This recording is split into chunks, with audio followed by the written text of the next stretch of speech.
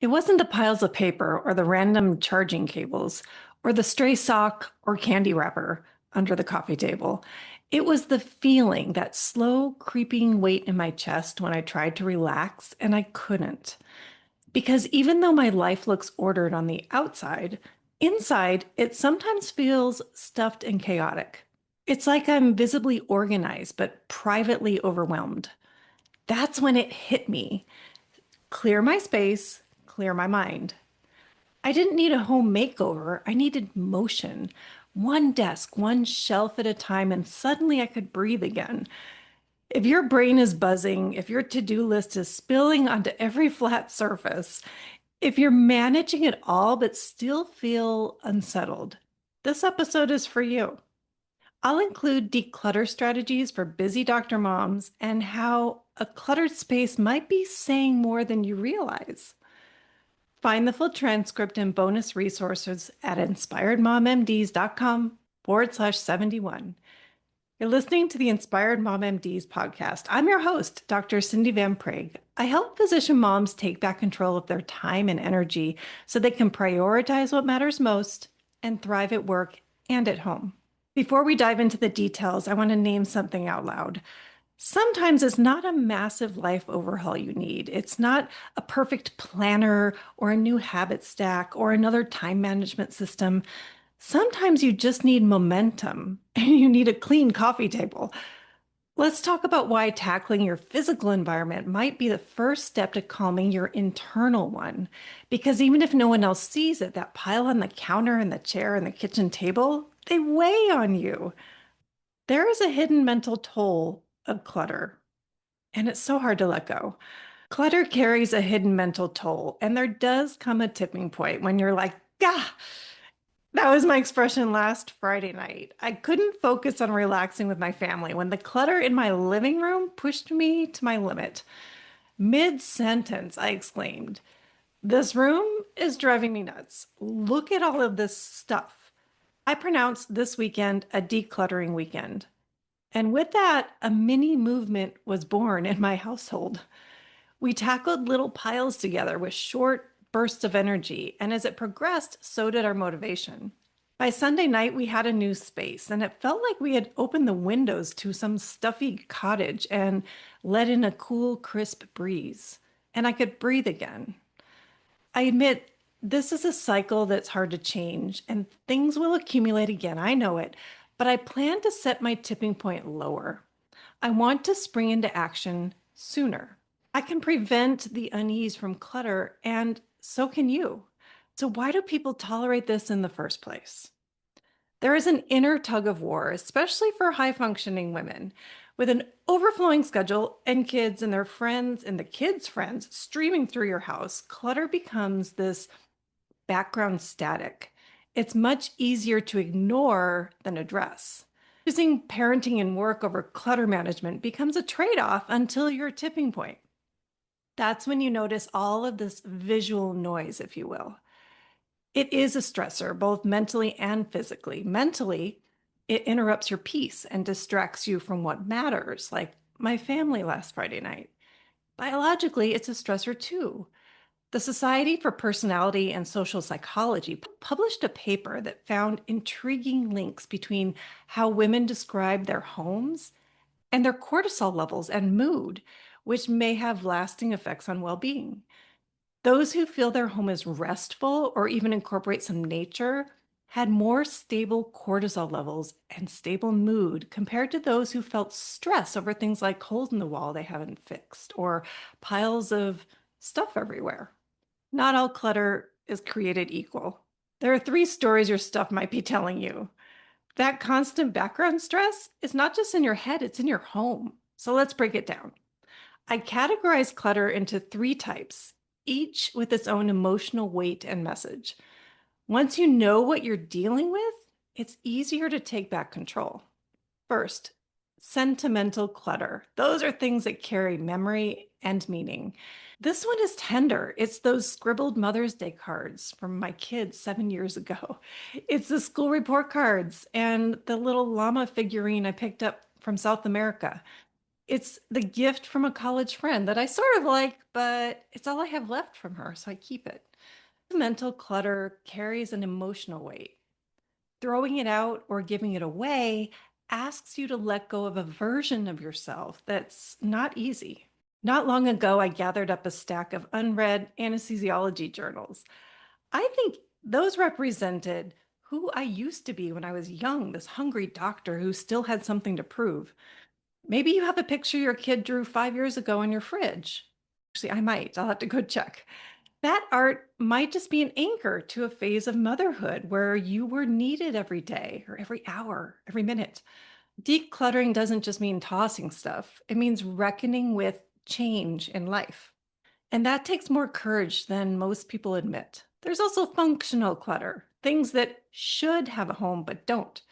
These include piles of mail, phone chargers, unopened supplement bottles.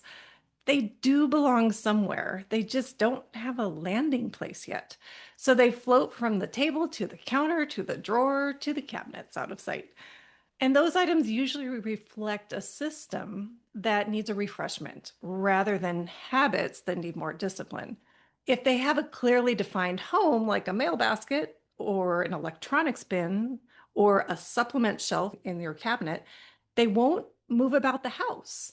It'll be easier to put them in their place from the start. The third type of clutter, neglected clutter. It's where I know where it goes, but I'm just too tired to move it. This is a silent killer of peace. You aren't confused or disorganized, you're depleted. You walk past it 10 times a day, and each time it registers, but you don't act on it. This one bothers me the most.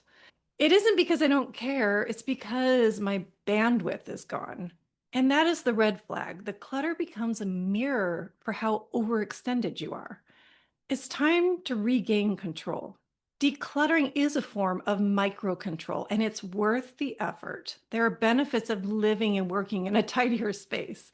You don't always realize what the clutter is costing you until it's all gone, which is how I feel this week when I look at my clean kitchen table.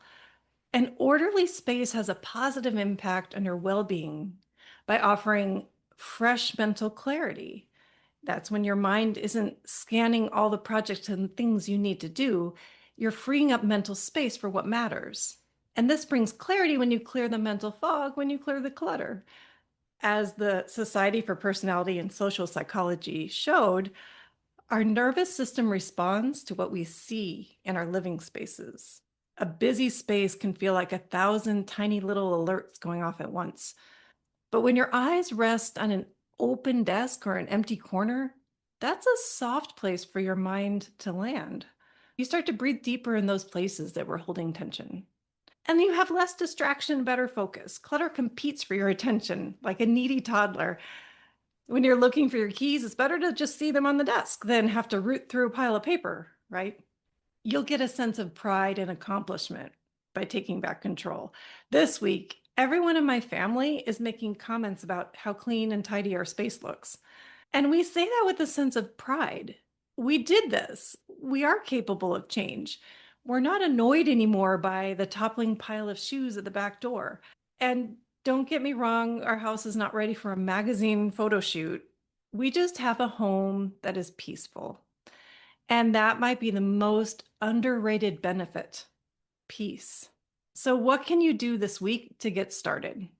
Well, just start somewhere, anywhere. Pick a place. Action begets change. It's rarely the other way around. So, I invite you to take a simple step and declutter as a busy doctor mom to create space for calm and clarity. Pick one clutter zone. Is it a bathroom counter, a nightstand, or the front hall? You just need a small win. 5-minute act to declutter for a busy doctor mom can be the nudge towards mental calm. So set a timer on your watch or phone for 5 minutes. That's it. No pressure to finish either. Do what you can. And you can enlist help from someone to make it more fun and less overwhelming if needed. We did this all weekend, but I found another technique that helps too. Is I have, for example, I have a small basket of odds and ends in my bathroom sink and it was overflowing. So this morning I pulled it out and set it right at the edge of the counter. And every time I walk past it, I challenge myself to remove one or two items and deal with them, put them in their place. And it's almost empty after almost a full day. And it's kind of exciting. And yes, I'm celebrating this little win of emptying a basket by my bathroom sink. So let's land here. With one teeny corner cleared, one deep breath is returned. It's about this invisible load we carry and the mental tabs that we never close, and the tug of war between wanting peace and having no time to create it. So, if your space feels like it mirrors your mind, visibly organized but privately overwhelmed, you're not alone. You're just a doctor mom doing her best in a loud, demanding world. And sometimes the gentlest way back to yourself is through your physical space. So take the win this week. One zone, 5 minutes, one breath of clarity in the chaos. If this episode lands for you, if you saw yourself in these words, share it with another mom who might be silently overwhelmed too. We heal in community, and you, my friend, are allowed to start just where you are. Don't forget to join me next week for another dose of support and inspiration. And until then, take care of yourselves and take care of those who matter most. It's time to take control and thrive. Thank you for tuning in today to Inspired Mom MDs. If this episode resonates with you, please share with a friend who may benefit too. And I humbly ask you to please leave a review so other doctor moms can find me too. And just a quick reminder, this podcast is for informational and educational purposes only and is not a substitute for medical advice or care. I'm a board certified physician, but this content isn't connected to my clinical practice and no doctor-patient relationship is formed here. Please always talk to your own health professional about any mental or physical health concerns. And as always, take what helps and leave the rest. Please see inspiredmommds.com for full disclaimer. Thank you.